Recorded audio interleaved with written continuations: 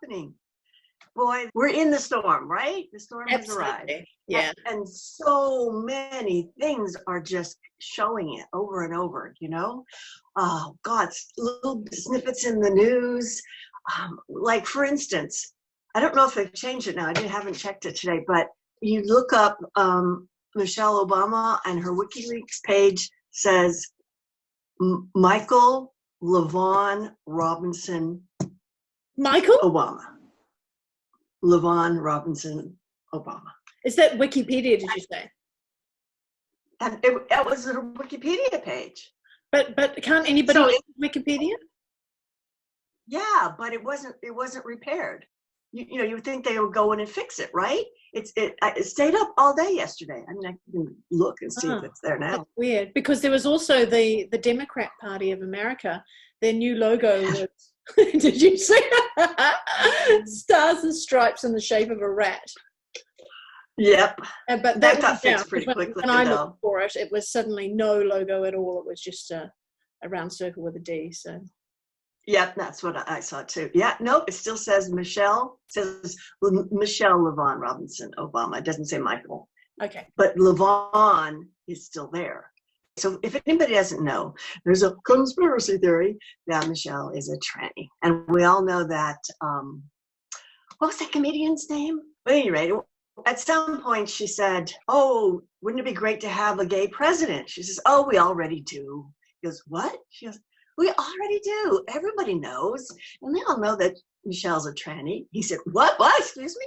A transvestite, and what, a few weeks later, she's dead from routine surgery. Yeah, that's right. She died.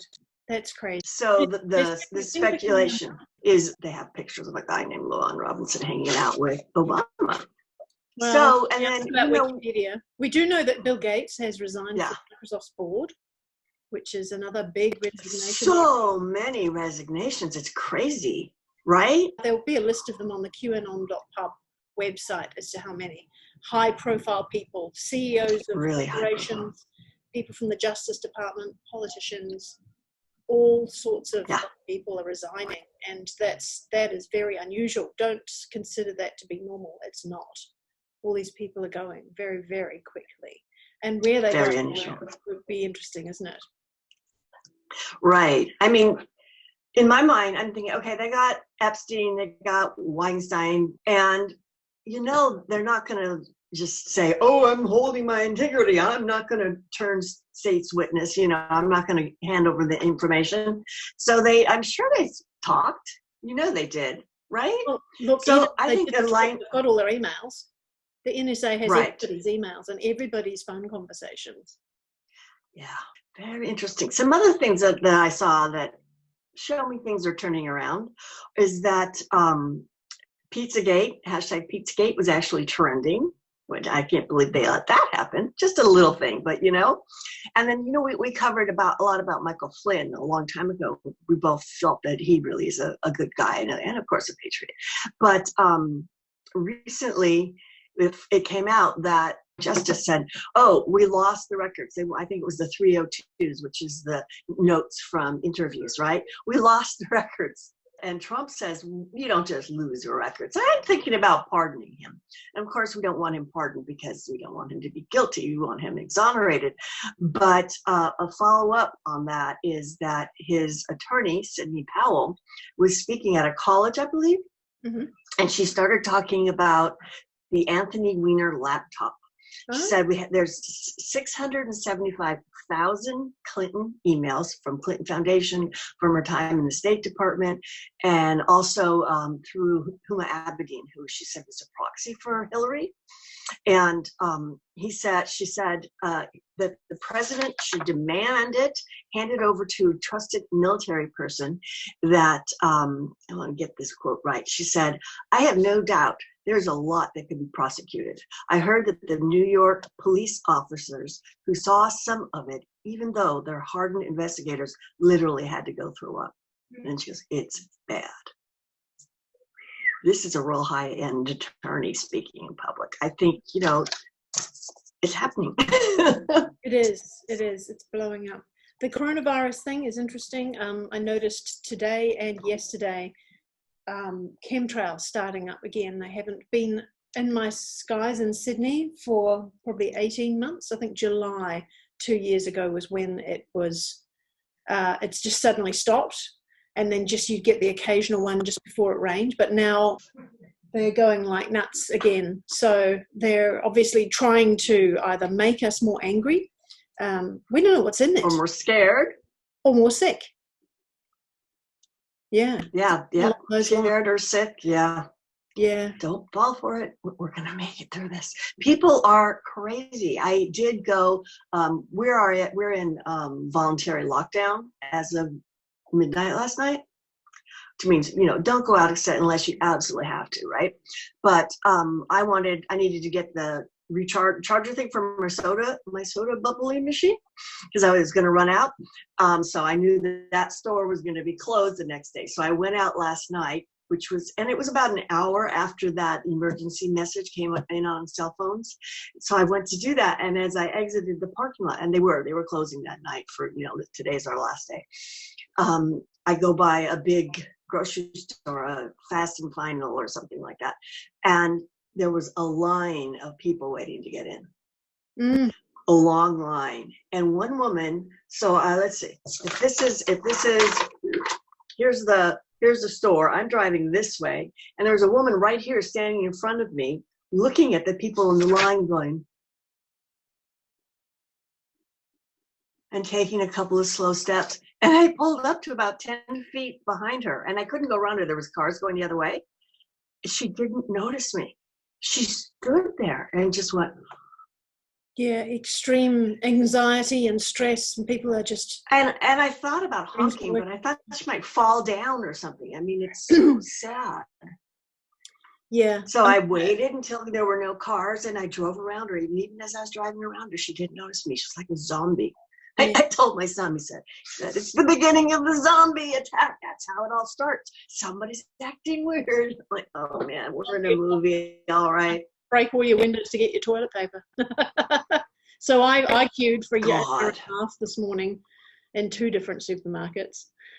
However, one thing that's interesting is that, waiting in the queue and somebody gets interested in talking and just keeping people calm. They just want to argue because they're so uptight.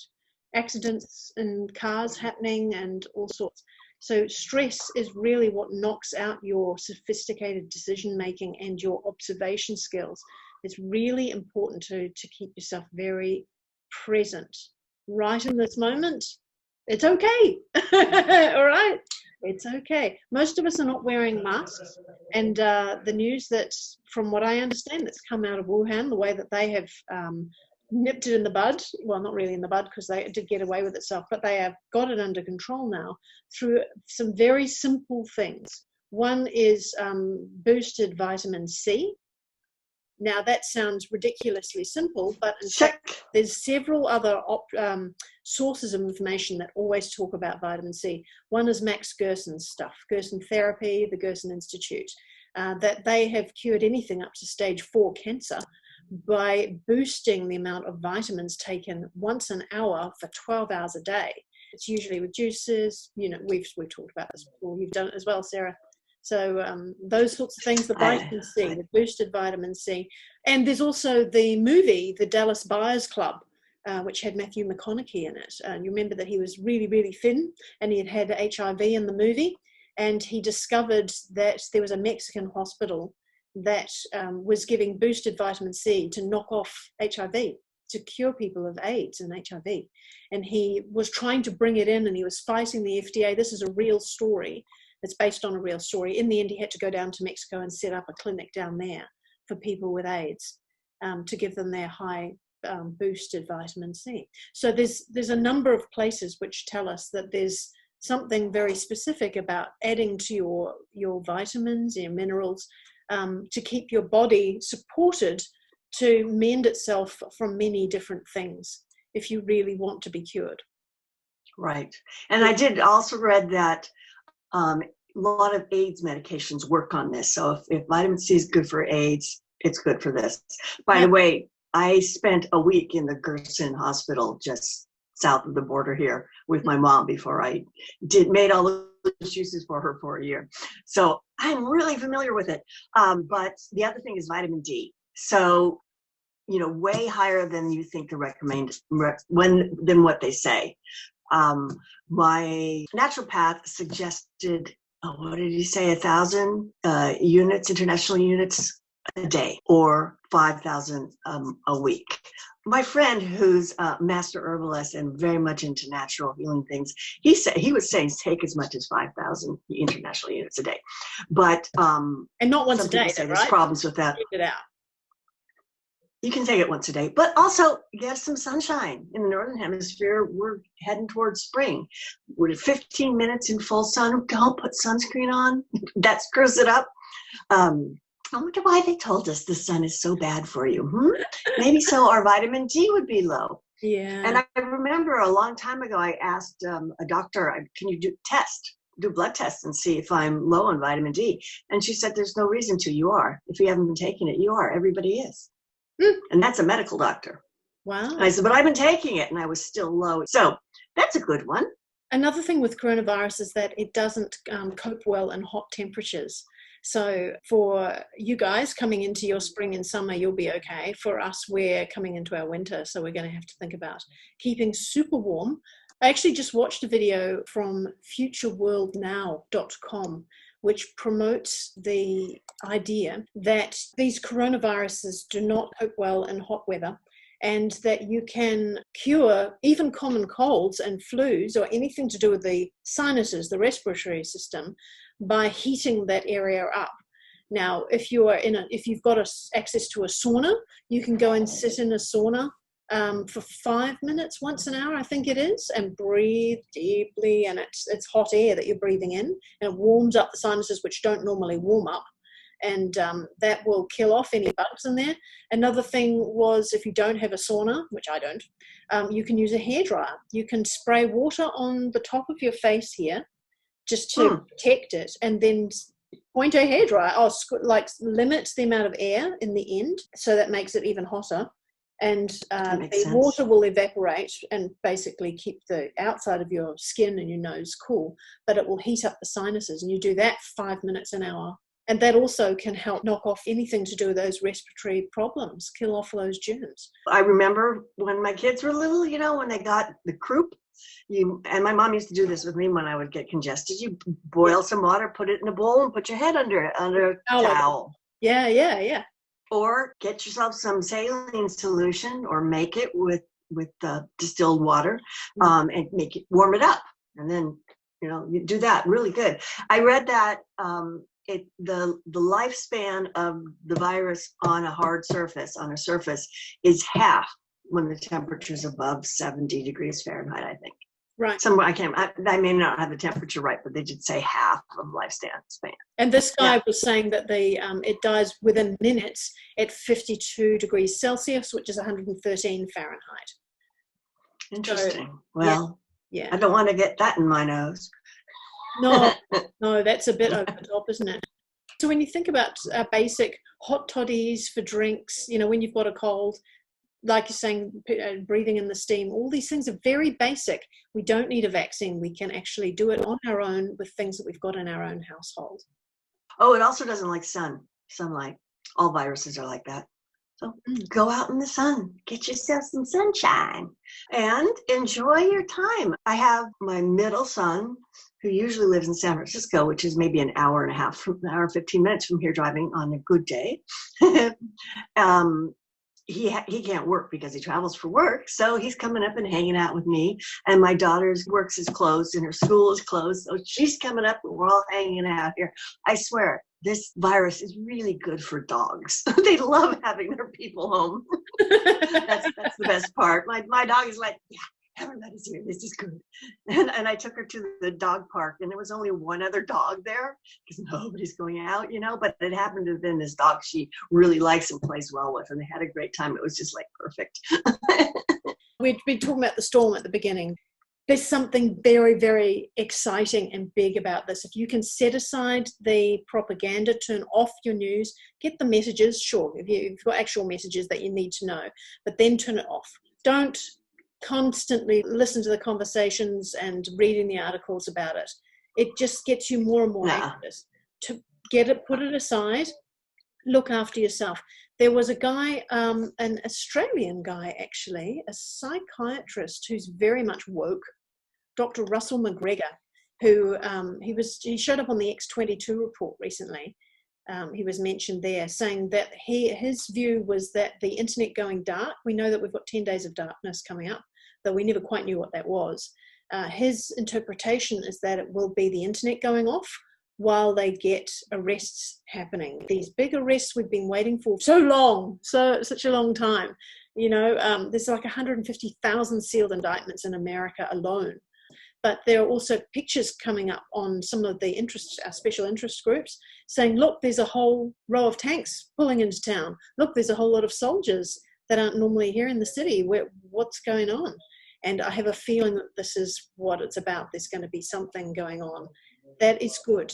They're there to protect us, right? For people that are going nuts because they're listening to the propaganda, they might go a bit crazy. But if there are arrests happening, or if we find out what's going on, there'll be some very angry people. So just, self-isolate if you can. Stay home. Yeah, look after your family. If you run out of toilet paper, you can use newsprint. You can cut up a sheet, into little squares and just wash them. You can hose yourself down like a bidet, like all the Middle Eastern countries have bidets and all of their bathrooms. But you still need something to dry yourself with. But yeah, I don't know. I mean, the toilet paper panic. I mean, what is wrong with those people? I'm so glad I went and got 10 packages of toilet paper before these people started doing this stupid shit. Really? I was at the gym. I haven't been to the gym for a while now because I don't think many people are going at the moment. But they have the television news up because I'm not connected to the television at all. And I could see on there, like you can't hear it, there's 3 people on a panel laughing about the stupidity of people buying up all the toilet paper when it's the media that started that whole frenzy. They're laughing at us. Don't fall for I saw 3 pictures, all listed to be in different stores, in different locations, different states, and they all had the same person in the same jacket in it. I mean, it really is a propaganda. It is. One thing I will say that's kind of interesting, because I know a lot of people are fearing economic damage. So, I mean, they're talking about giving people in this country, each person $1,000, sometimes $2,000, sometimes $4,000. They're really working out ways like not having payroll tax. I don't think that's so good. I think they should just make you not have to pay your mortgages and your credit card debt for a while. Yeah. But that would be a great trickle down, right? Because if the landlord isn't paying the mortgage, then they can't. May have to enforce that for some of those landlords. But yeah. But my son has a friend who works at Facebook, and he told me that right now, as we speak, they are giving people raises and bonuses. So social media is very happy about this virus, right? Nobody's at work. We're all on Twitter and Facebook. Yeah. They must be making a killing. Yes, on advertising. But how many people are still advertising? You'd think that would cut back. See, the work that I do during the week is at a radio station for classical music, and all the concerts are closed. Our Prime Minister has said that nobody can gather in groups of more than 500. Now it sounds like it's going to be more than 100.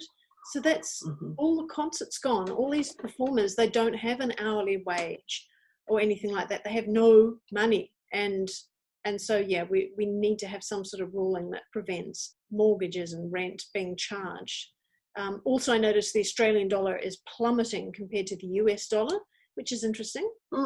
It's lower than it's been in a very long time. So what would be the dollar amount for Australian dollar compared to the US now? I think what I saw, I'll have to double check and read it, but it sounded like it was about 55 cents compared to, wow. Yeah. Used to be like 75, right? Yeah. Was that right? Yeah. Yeah. Then for a long time it was like 66, like 2/3. But yeah, it's dropped much further now. I don't run the money market that much, so I'm trying to figure out, well, does that mean that America's in a stronger position, or does it just mean that Australia is screwing up badly? Because it dropped quite a long way compared to a lot of other currencies, even New Zealand. So I'm from New Zealand. I live in Australia. They're side-by-side countries. And traditionally, like for many, many years, New Zealand's dollar has been sort of worth about 10% less than Australia. And now they're quite equal. So that's what I mean. It must be Australian currency that's dumping, it's falling down. And one of our top politicians, Peter Dutton, suddenly has coronavirus. It's amazing. He's off the scene. Somebody else was putting up, I'll see if I can find it, the article yesterday, talking about the only way we can beat this is if we make the whole country immune. I thought, I know where you're heading with your vaccine idea. That they rush through already at human trials here in Washington State. No animal trials, just human. Push it right through. That's a little bit of a red flag. Don't take the vaccine. And they've already proven that the lady they're using as the first patient is a crisis actor. They found her picture in other places.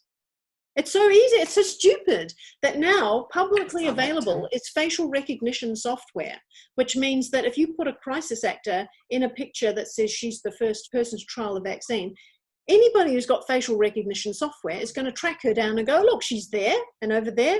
Here's her picture with, somebody famous or that's a part of the... Here's her picture after the shooting or whatever. Yeah, exactly. Yeah.